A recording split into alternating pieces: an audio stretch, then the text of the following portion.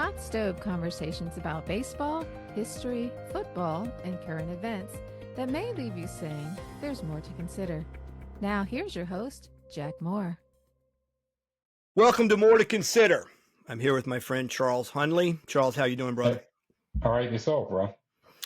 I'm hanging in there, and of course, what we're going to discuss today, and when you listen to our show, those of you listening, please like, subscribe, and make comments. We're going to get into a little political football, right? I know it's not even something like that. Yeah, coming off of our last show. But anyway, we're going to discuss something which, of course, is getting people heated up, as we can imagine, because the country, very much like football, has cheerleaders. Okay, there you go. Yes. But we have cheerleaders as to particular sides. And part of the mess of being Republican, Democrat, liberal, conservative is sometimes you have to apologize for your heroes at some level. Yeah.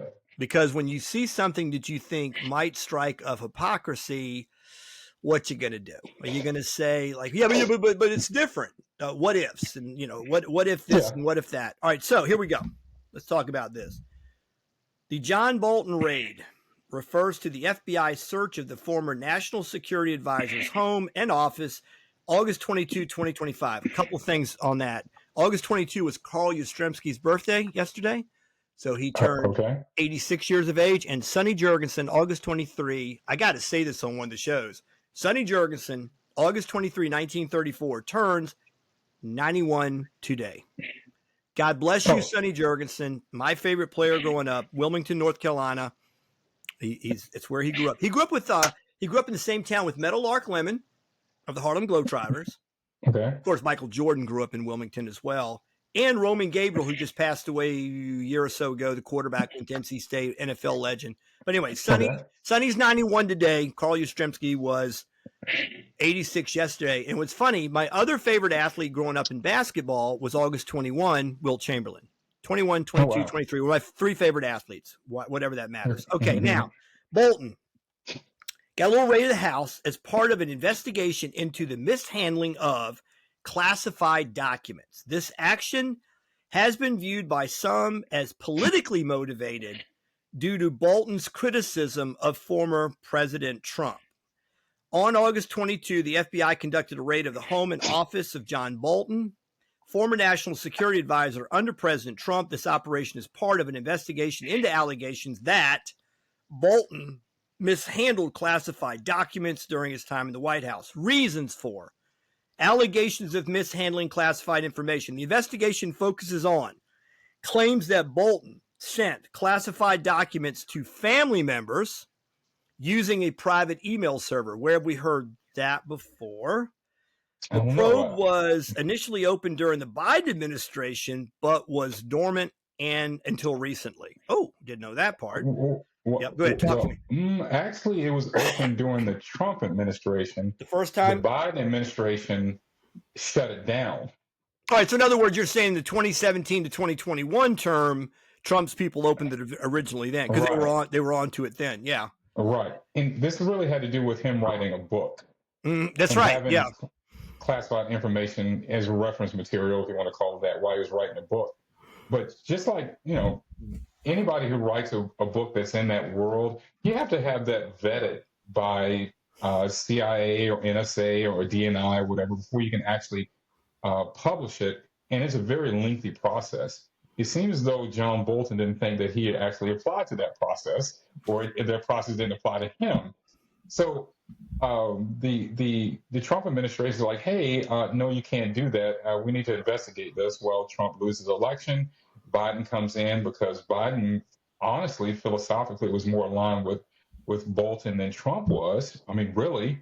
And they put the kibosh on it and because it made Trump look like he was correct in what he was doing. And we all know Orange Man bad for all those people on one side of the aisle. And whatever victory they can get for whatever reason it is, they were going to let Bolton slide on this.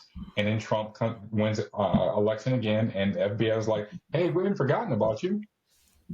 And we're going to go search your house. That's where this comes from. I don't like Bolton. I never have, because I look at him as the final boss of the neocons. And anybody who doesn't know what the final boss reference is, it's a video game reference. That for you to beat the video game, you have to beat the final boss, and that's the last step to winning the game. Well, Bolton is the final boss. He has caused more problems than enough when it comes to our foreign policy. I don't know if you remember what happened with North Korea. And I kind of blame Trump for this, honestly.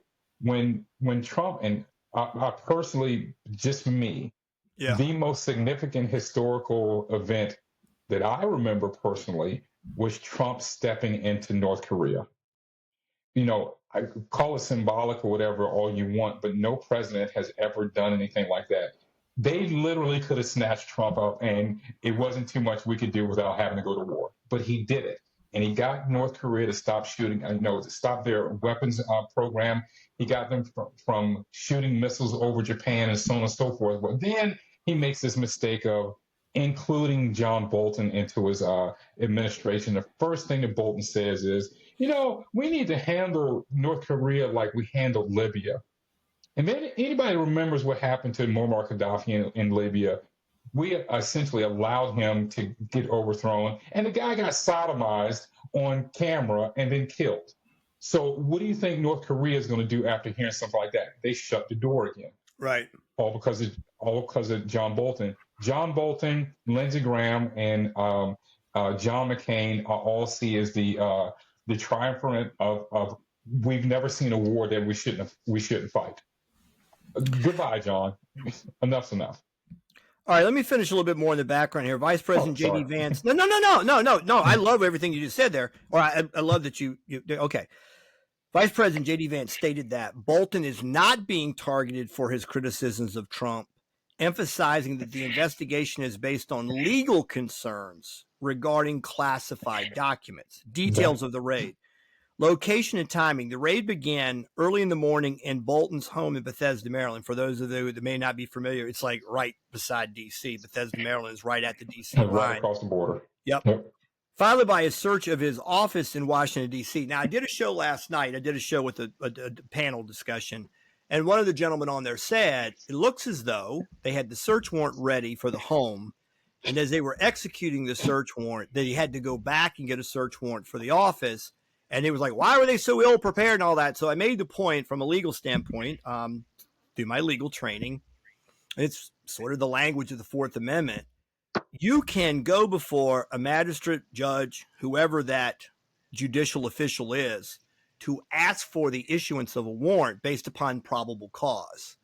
And sometimes you may have what you needed in this example to get into the home. Because, again, you just don't go to a magistrate and say, hey, I want to go into Charles's home to find some bad stuff. Well, what's your probable cause? I don't know. I got a hunch. I think there's stuff there. That doesn't work, right? No. So you have to. But, of course, I remember a case one time when I was a prosecutor. It was based upon a drug dog walking through a particular neighborhood. He lights on a door.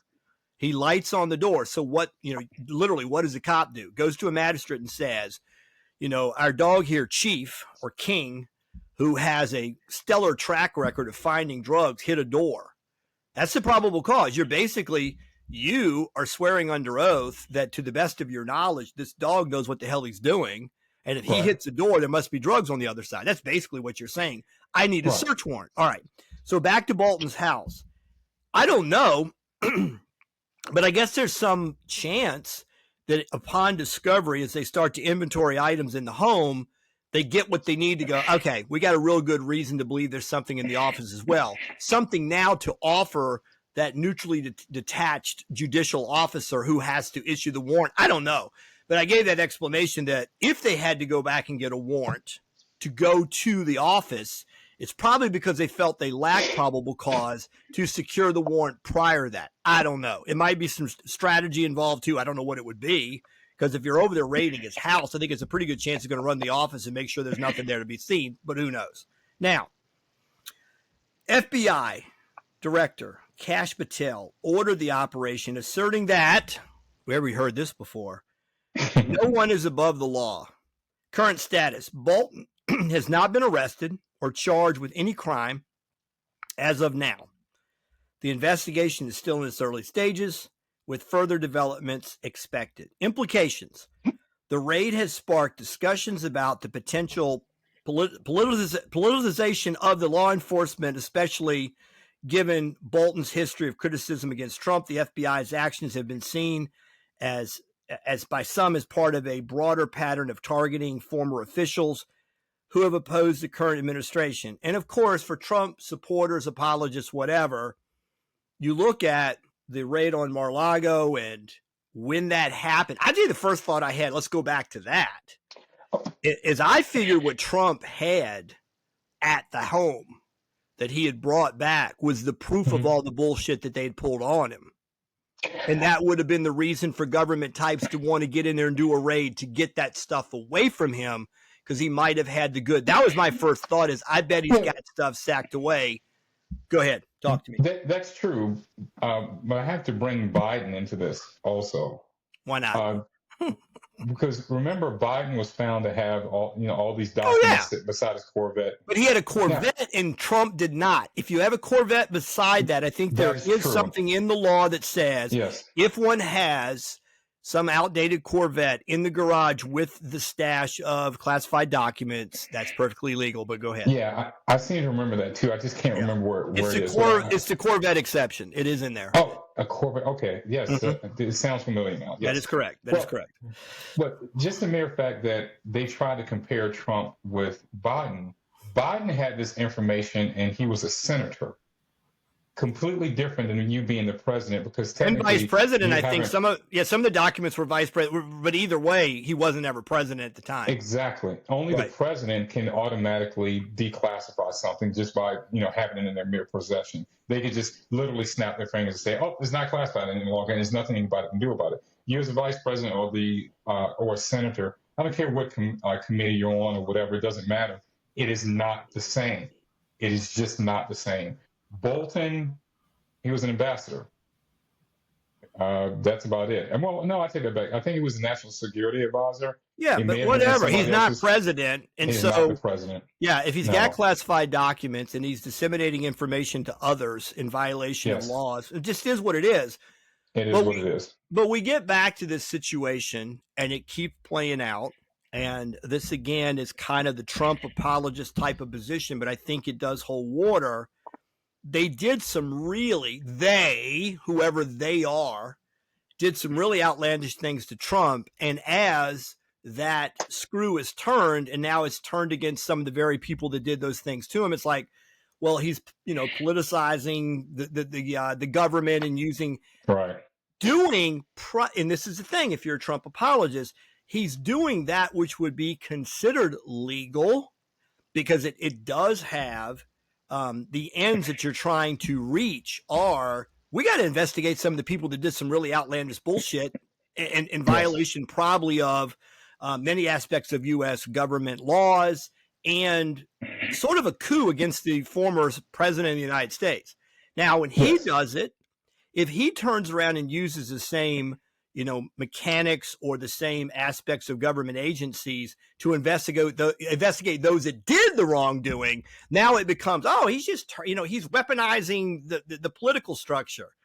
It's pretty fascinating to watch, very fascinating. Yeah. It is very fascinating because the Democrats will cry foul each and every time, even though there's plenty of evidence as to them doing the same thing, if not worse, for even worse reasons. It's bananas to me, man. It really is. But that leads to, they can get away with that because the vast majority of people have a very, very short memory. They just do. And the Democrats can say, well, I don't recall doing that. And then no one's going to actually go and check it behind them. They're just going to say, well, maybe it didn't happen. Well, Orange Man bad, so he must have done it. So, and I don't like him anyway. Dude, how much longer can people actually get away with this? That's what I would really like to know.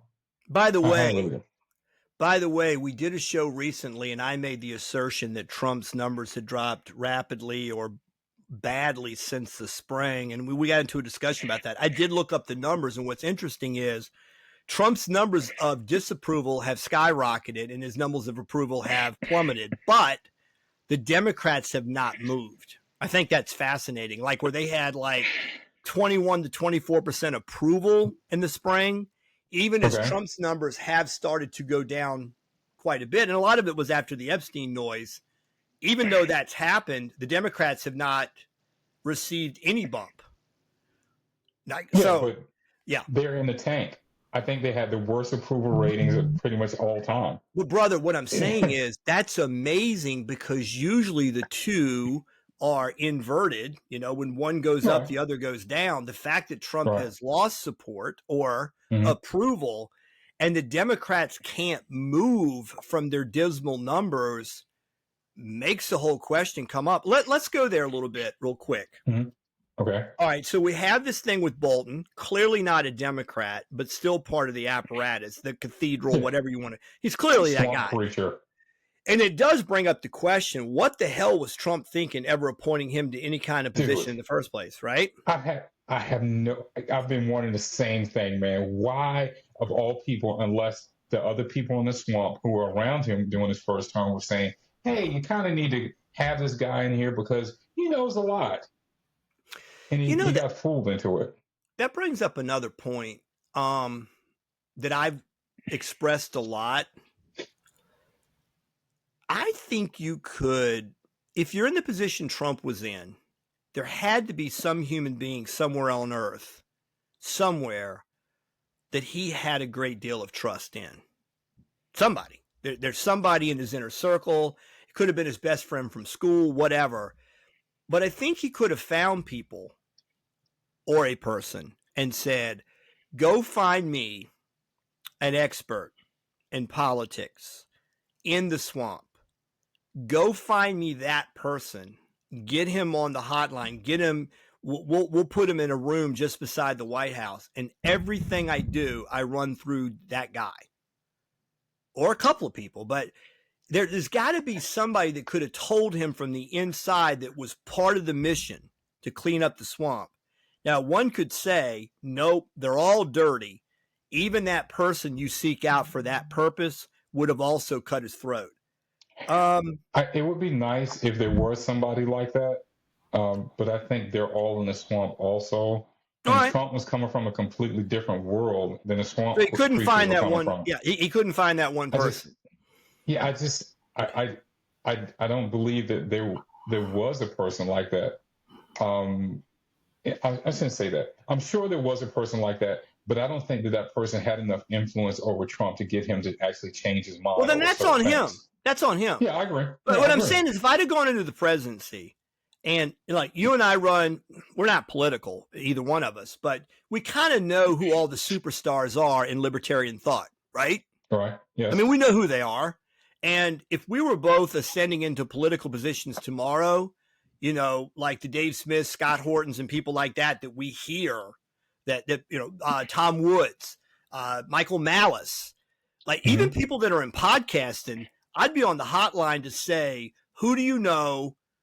You know, if I was in that position, I would go to the people that are like-minded and say, let's do a deep dive into finding who the people are that we can trust, that have some knowledge of the apparatus from the inside, whatever, so we don't make mistakes in appointments. I agree.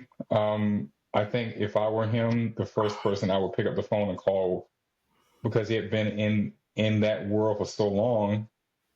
I know we're going to be biased about this, but I probably would have called Ron Paul.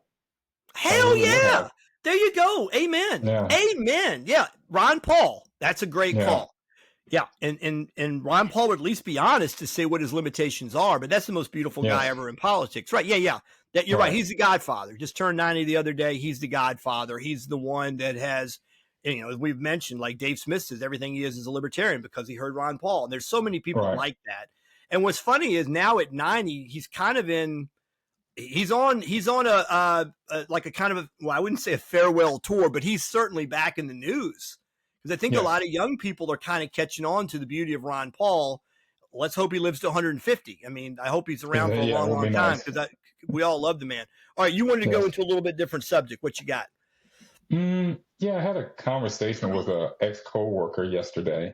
Right. And I've known this guy for 20 years, 20 plus years. Right. And we don't really talk to each other too much, but over the past several days we have been.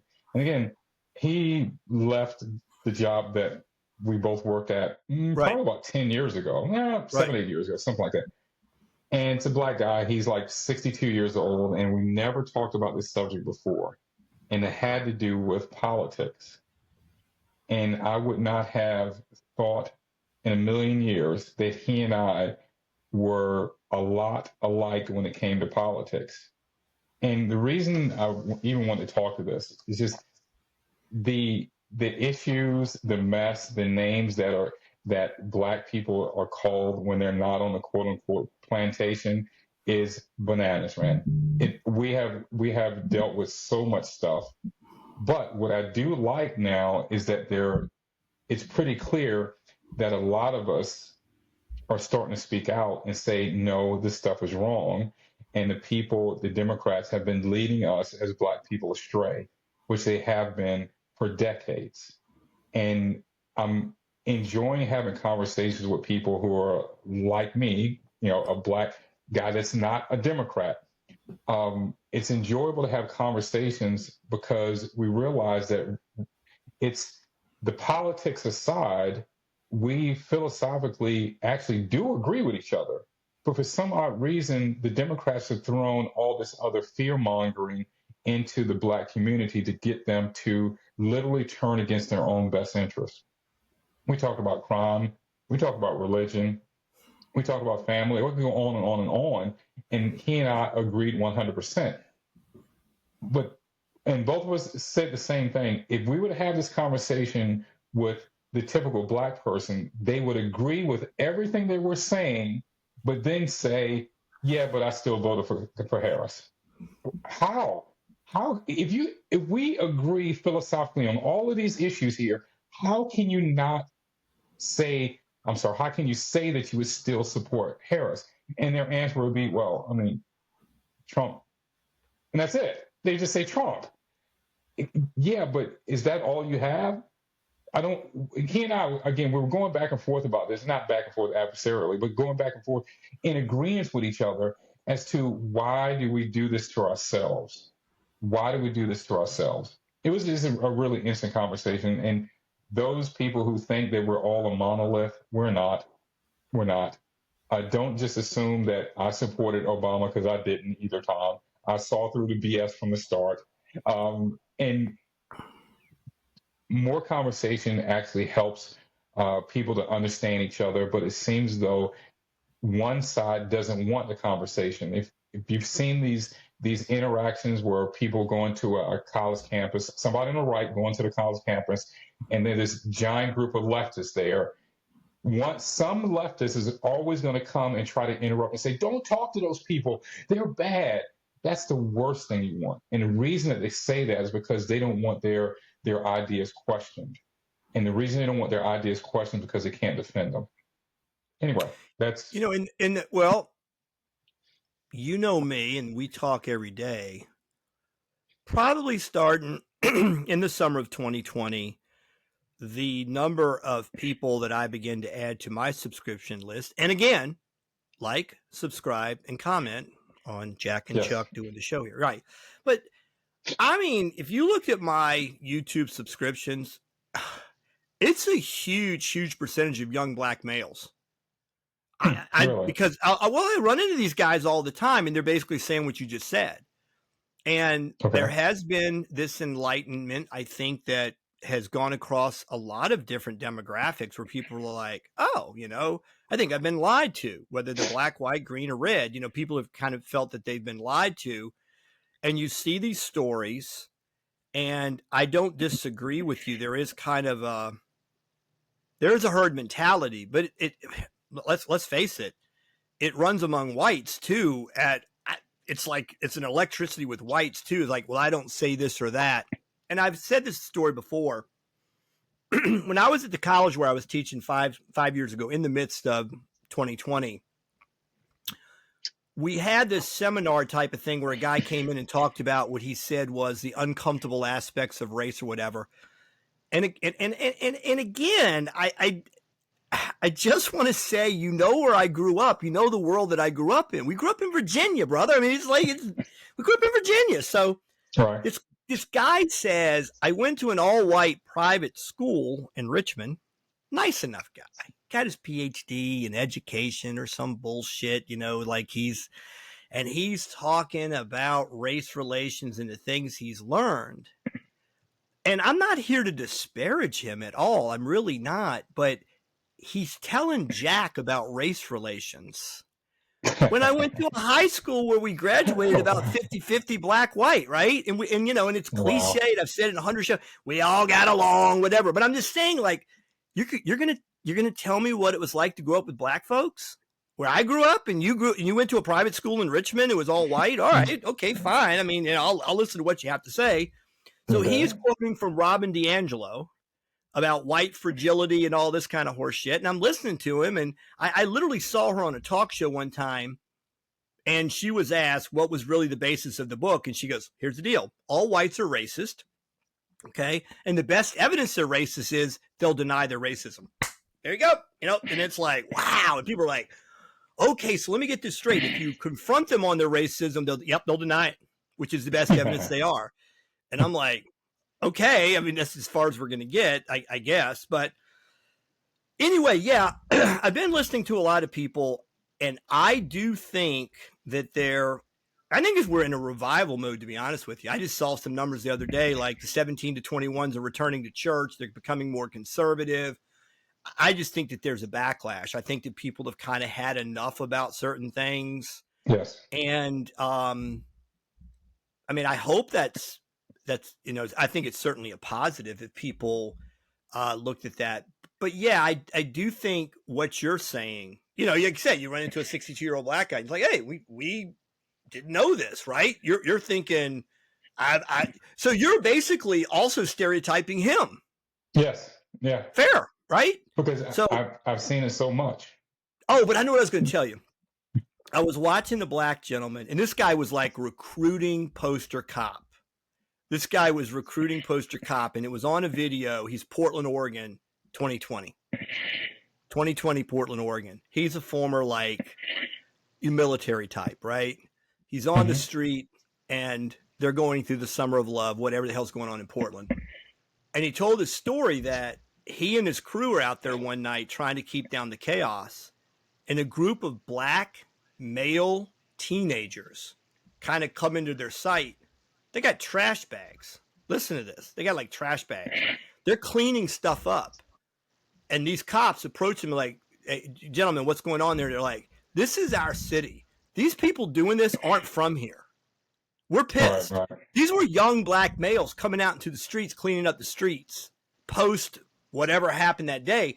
And they're telling this cop who's on this interview, these aren't us. I mean, these people are not us. They're from other places. They're staging this, whatever. So the next day, he says he has a young black female screaming at him, why are you on the other side? Brother, how can you be against all of us? This kind of thing.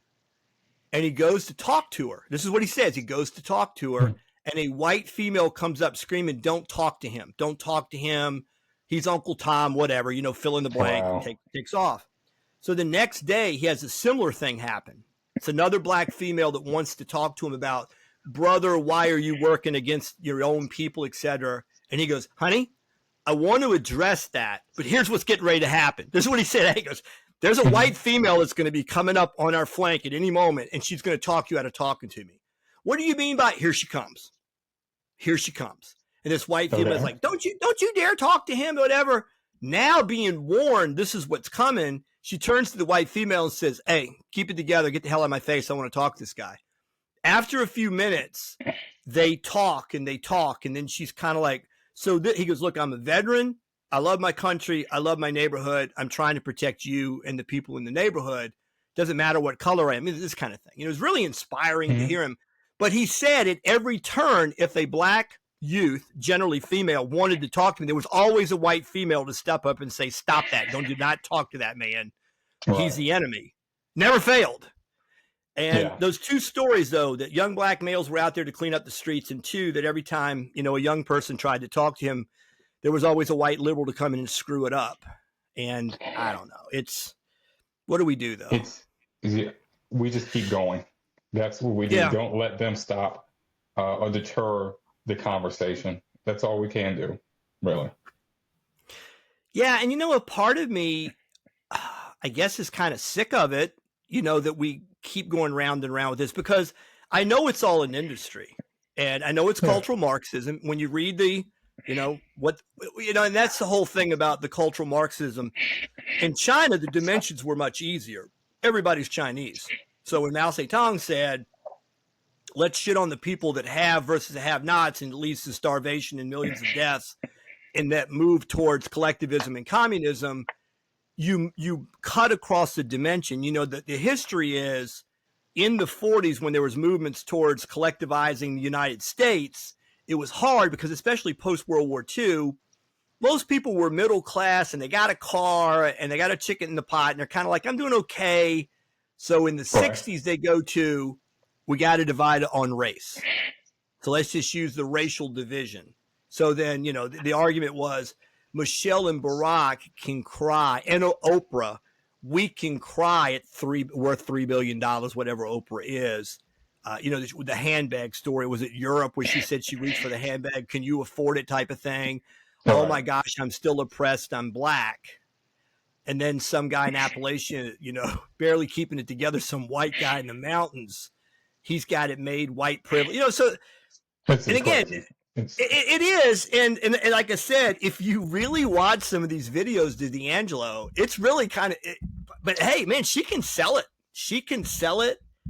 Yeah. Like I said, in that one lecture, they're all racist. I know, because I'm white. I'm racist.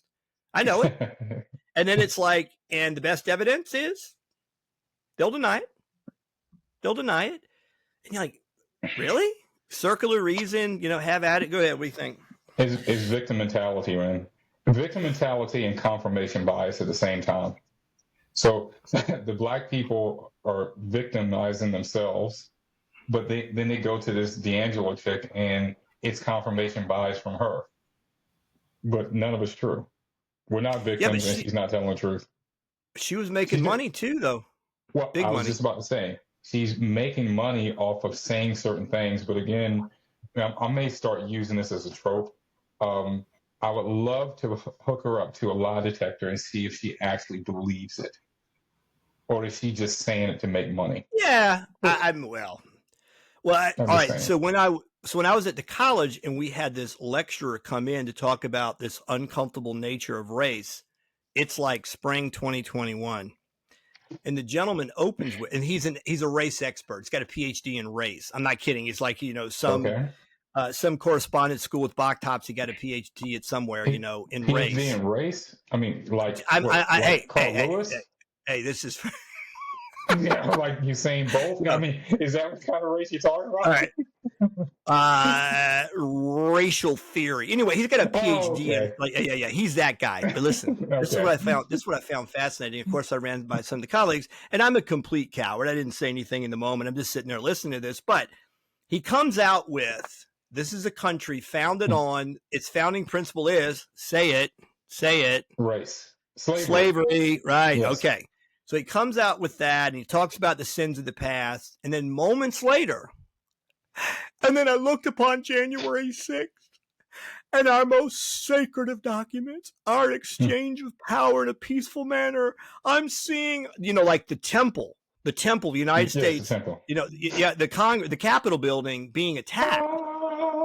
Yes. And then a part of me is like, whoa, brother, wait, back up a minute. A moment ago, the people that put together this founding document, which is housed in the National Archives, of course, but these founding documents, these are all white slave-owning pieces of shit that, put together this country and, the separation of powers and all the other stuff we learned in Schoolhouse Rock. Yet, the attack on the Capitol was the greatest affront to human dignity. He switched that and real quick. And so I'm talking to a friend later. I'm like, which is it? How could that temple we know is the United States Capitol in Washington, D.C., how could it be that sacred a place of worship and at the same time be founded upon the ills of, this ills of slavery and all the rest? I'm like, which is it? And it was kind of like, oh, it was an attack on a Democrat taking over as president. Okay, now I get it. Okay, got it. But I'm like, I don't know. It just seemed to me to be really at odds with itself in the moment. Yeah, I agree. It makes no logical sense. But in the comments, people were tripping over them. I agree. It's funny. He brought up D'Angelo, and a colleague that I'd always liked said, "It's on my nightstand right now. I'm in chapter 5. I can't get enough of it. I can't wait to get home and read more." Like, what the hell's happened to you people? Like, you're starting to see this thing. They're tripping over themselves to say that they're on board with this. That's whatever. Dumb. All right. So we brought up another subject here.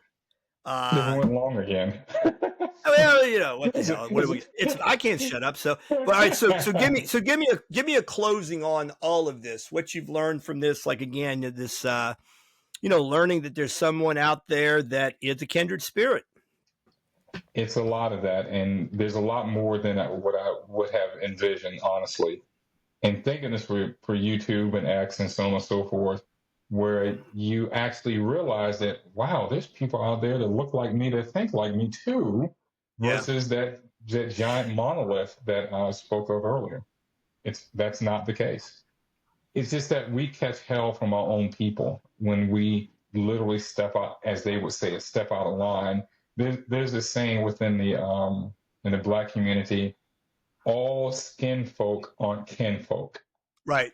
Which is so stupid, man. It is the most ridiculous thing in the world, because what that means is, because we look alike, we have to think alike.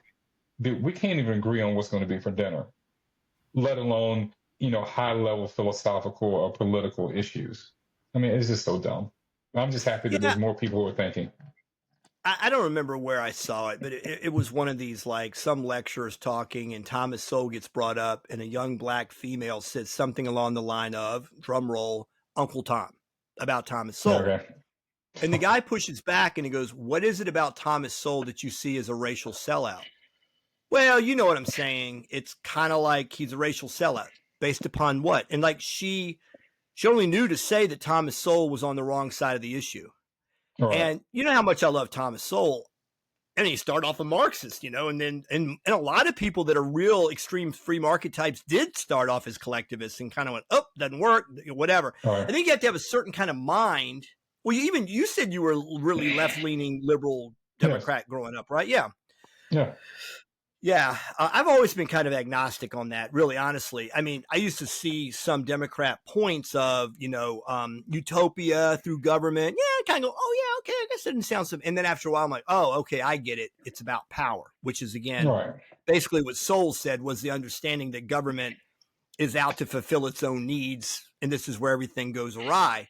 Right. But I just never hear him say anything. I really don't ever hear Sowell when he breaks things down, his analysis, etc., where I'm like, that's the least bit controversial. I don't get it. I really don't. If you can think, you have no fear of Sowell, really. If you can think, that's the thing. Yep. But that's all. I mean, he's a brilliant man. I get it. But what he really does is he just brings receipts. I mean, really, that's his whole style. Here are the numbers. Right. Here are the numbers. Make of it what you will. Make of it what you will. This doesn't work. Here are the numbers. And that can piss people off, but it's kind of hard to. It's kind of hard to argue with the conclusions he comes to, because it's not brought about as a philosophical thing. It's just kind of like, hey, this was a program. Here's the unintended consequences, and this is why it went sideways. Right. It's very simple. Yes. Closing thoughts. Oh, that was it. Thanks for listening, everybody. Okay, so I'm gonna leave you with the plea for comments and all. Like, knock it out, Charles. Yes, please comment, like, and subscribe. The more the merrier. Tell us where we're right. Tell us where we're wrong, and just interact. That's what we like. And we are going to be working to do live shows here very soon. As we start to do live shows, get on, give comments, tell us to go to hell, whatever, but do something do something, and we'll go from there. Love you, brother. Yep. Thanks. Love you too, man. Take it easy. All right, man. Take care. Thanks for tuning in. If you like the show, subscribe and hit your notification button to get an update when we post another episode. See you soon.